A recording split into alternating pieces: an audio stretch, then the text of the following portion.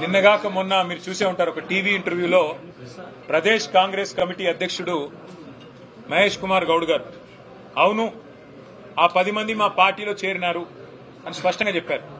మరి PCC ప్రెసిడెంటే approver గా మారిపోయిన తర్వాత పీసీసీ ప్రెసిడెంట్ గారి నేరాంగీకారం చేసిన తర్వాత ఇంకా ఎంక్వైరీ ఎందుకు, ఇంకా చర్చ ఎందుకు, ఆ 10 మంది మీద వేటేయడానికి స్పీకర్ గారికి మొహమాటం ఎందుకని మేము అడుగుతా ఉన్నాం. ఆల్రెడీ సుప్రీంకోర్టులో మ్యాటర్ ఉంది. ఇవాళ కాంగ్రెస్ నాయకత్వం ఏమనుకుంటున్నదంటే ప్రజలను, మీడియాను, కోర్టులను కూడా, న్యాయ వ్యవస్థను కూడా చిన్న చూపు చూస్తూ మేమేదో వీళ్ళతోని కొన్ని చిలిపి ఆటలు ఆడి ఏదో తప్పించుకోవచ్చు అన్న ధోరణిలో వ్యవహారం చేస్తా ఉన్నారు. ఈ జిల్లాలో కూడా ఒక ఎమ్మెల్యే గారు పార్టీ మారినారు గద్వాలలో.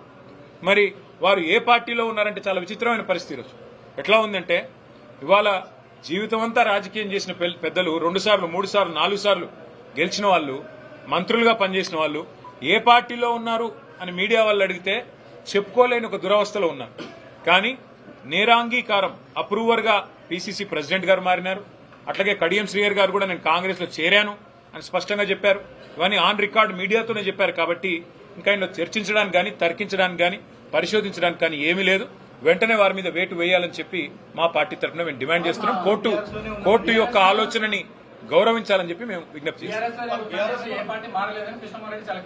మరి పీసీసీ ప్రెసిడెంట్ ఆయన ఒక అర్రలో కూర్చుంటే మంచిది. అంటే పీసీసీ ప్రెసిడెంట్ చెప్తున్నాడు కృష్ణమోహన్ రెడ్డి మా పార్టీలో ఉన్నాడని, మరి ఈయన నేను కాదంటున్నాడు. అదే స్వయంగా ఏం చెప్తున్నాడు, కండువా వేసుకున్నాను, నేను కండువా వేసుకున్నాను కాంగ్రెస్ కండువా, కానీ నాకు సిగ్గు లేకుండా నేను బీఆర్ఎస్ లో ఉన్నానని చెప్తున్నాడా? మరి బీఆర్ఎస్ లోనే ఉంటే బీఆర్ఎస్ పార్టీ ఆఫీస్కి ఎందుకు రావడం లేదు? బీఆర్ఎస్ లోనే ఉంటే బీఆర్ఎస్ శాసనసభా పక్షంతో ఎందుకు కూర్చోవడం లేదు?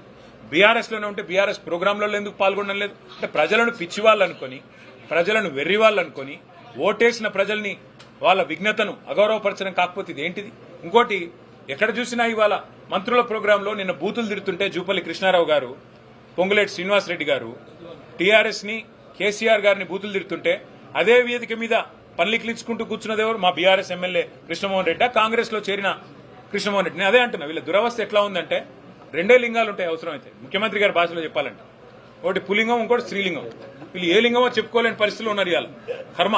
కాబట్టి ఇట్లాంటి వాళ్ళని ఎన్నుకున్న ప్రజలు బాధపడే పరిస్థితి, ఇట్లాంటి వాళ్లకు ఓటేసి గెలిపించినందుకు కార్యకర్తలుగా మా కార్యకర్తలు బాధపడే పరిస్థితి. అయినప్పటికీ అత్యున్నత న్యాయస్థానం ఇప్పటికే చెప్పింది స్పీకర్ గారికి, మీరు వెంటనే నిర్ణయం తీసుకోవాలని. పీసీసీ ప్రెసిడెంటే స్వయంగా చెప్పిన తర్వాత ఇంకా చర్చకు గానీ, ఇంకా ఏదో రకంగా తిమ్మిని బమ్మించేసే కార్యక్రమానికి కానీ ఆస్కారం లేదు. పీసీసీ ప్రెసిడెంట్ చెప్పిన దానికి కూడా మేము సుప్రీంకోర్టు ముందు పెడతాం.